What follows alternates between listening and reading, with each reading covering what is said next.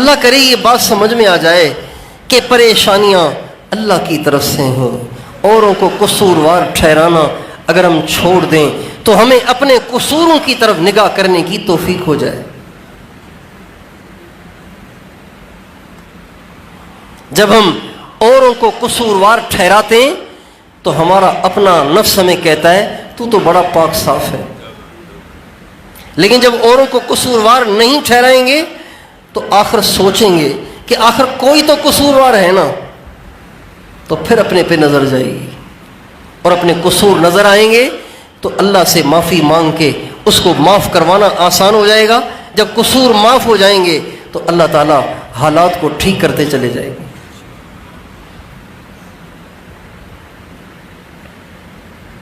تو آپ سب سے درخواست ہے کہ آپ سب آج کے بعد اگر اپنی زندگی کو خوبصورت بنانا چاہتے ہیں تو ہر مسئلے میں اللہ سے معافی مانگنا شروع کر دیں۔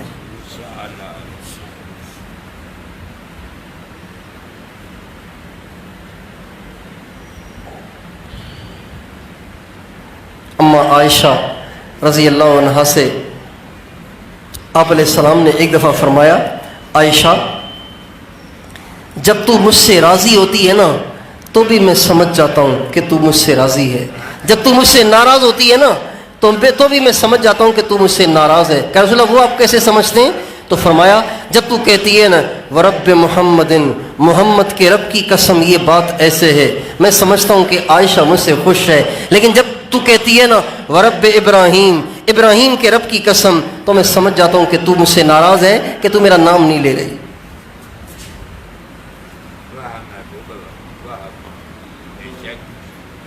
ہم کیوں نہیں سمجھتے؟ جب ہمارے اپنے ہم سے بے وفا ہو جاتے ہیں، جب ہمارے ایسے مسائل کھڑے ہو جاتے ہیں جو حل ہونے کا نام نہیں لیتے، باوجود دعاؤں کے، باوجود وظیفوں کے حل ہونے کا نام نہیں لیتے، ہم کیوں نہیں سمجھتے اللہ ناراض ہو گیا ہے؟ ہم کیوں نہیں سمجھتے؟ موسیٰ علیہ السلام سے اللہ تعالیٰ نے فرمایا، اے موسیٰ جب میں مال بخیلوں کو دے دوں، مال کنجوسوں کو دے دوں، سمجھ جاؤ کہ میں ناراض ہوں۔ جب میں مال کنجوسوں کو دے دوں سمجھ جاؤ کہ میں ناراض ہوں۔ جب میں ملک، بادشاہت اور حکومت کمینے قسم کے لوگوں کو دے دوں سمجھ جاؤ کہ میں تم سے ناراض ہوں۔ جب بجائی کے وقت بارش کو روک دوں سمجھ جاؤ کہ میں ناراض ہوں۔ جب کٹائی کے وقت بارش برساؤں تو سمجھ جاؤ کہ میں ناراض ہوں۔ یہ باتیں سمجھ میں آ گئیں؟ 4 باتیں، مال بخیلوں کے پاس، ملک ذلیلوں کے پاس، کمینوں کے پاس، اور بجائی کے وقت بارش بند، کٹائی کے وقت دھواں دھار بارش، سمجھ جاؤ کہ اللہ ناراض ہے۔ پھر فرمایا موسیٰ جب تم دیکھو کہ مال سخیوں کے پاس ہے اور حکومت نیکوں کے پاس ہے، حکومت نیک لوگوں کے پاس ہے، اور بجائی کے وقت بارش برسے اور کٹائی کے وقت بارش نہ برسے، سمجھ جاؤ کہ میں بندوں سے راضی ہوں۔ اب اس حدیث کی روشنی میں آپ کو اندازہ ہو رہا ہے کہ اللہ راضی ہے یا ناراض ہے؟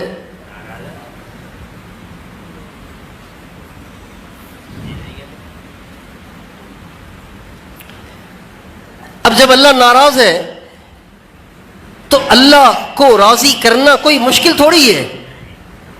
اللہ کو راضی کرنا تو بہت آسان ہے۔ ایک آدمی آپ سے ناراض ہو گیا ہے، ایک آدمی آپ سے ناراض ہو گیا، آپ کے بہت سارے کام اس سے متعلق ہیں، بہت سارے کام آپ کے اس سے متعلق ہیں، اس کے بغیر آپ کے سارے کام پھنسے رہیں گے، آپ پریشان رہیں گے۔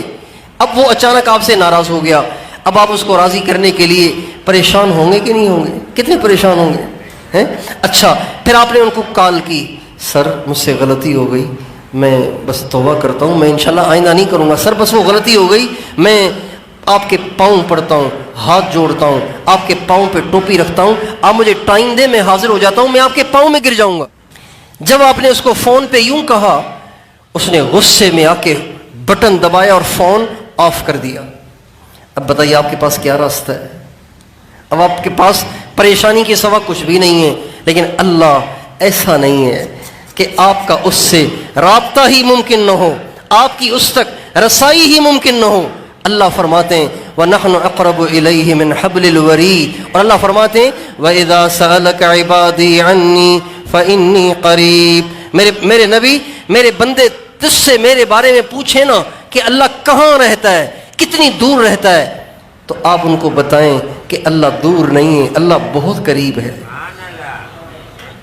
ہمارے نبی سے صحابہ نے پوچھا اقریب ربنا فنناجیہ ام بعید فننادیہ، یا رسول اللہ، اللہ کہاں ہے؟ دور ہے، اگر دور ہے تو پھر چیخنا پڑے گا، چلانا پڑے گا، اگر قریب ہے تو چیخنے چلانے کی ضرورت ہی نہیں، چپکے چپکے اسے باتیں کر لیا کریں گے۔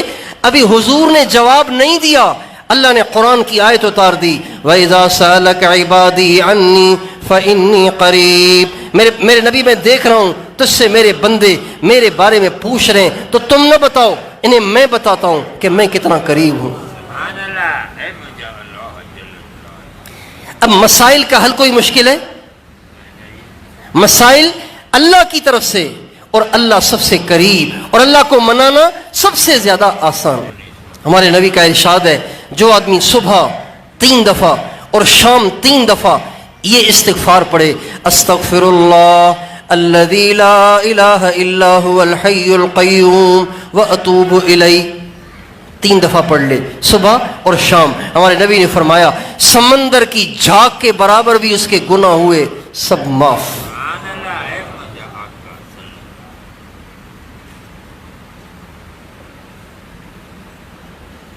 کتنا آسان ہے اسے منانا۔ ہمارے نبی نے فرمایا جو آدمی نئے کپڑے پہنے، نیا لباس پہنے، نیا لباس پہنے اور نیا لباس پڑھ کے یوں کہے الحمدللہ الذی کسانی ھذا ورزقنیہ من غیر حول منی ولا قوہ، اے اللہ یہ کپڑے تو نے پہنائے، یہ میرے اپنی طاقت سے مجھے نہیں ملے، یہ تیرا فضل، تیرا کرم ہے کہ تو نے مجھے یہ کپڑے پہنائے۔ ہمارے نبی نے فرمایا یہ دعا پڑھتے ہی پچھلے سب گناہ معاف۔ کتنا آسان ہے اس کو منانا۔ ایک شخص آیا ہمارے نبی کے پاس، کہا یا رسول اللہ واہ ذنوبا، ہائے میرے گناہ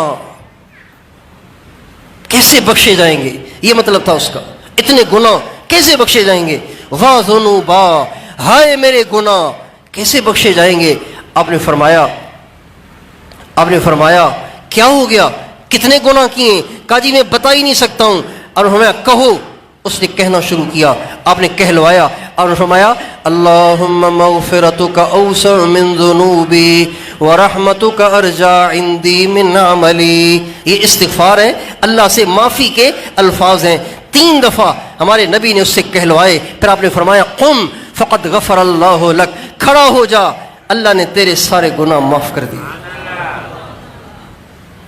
ایسے بخشنے والے سے اپنے گناہوں کو بخشوا کے مسائل حل نہ کروانا تو اپنا ہی قصور ہے، اس میں کسی اور کا کیا قصور ہے؟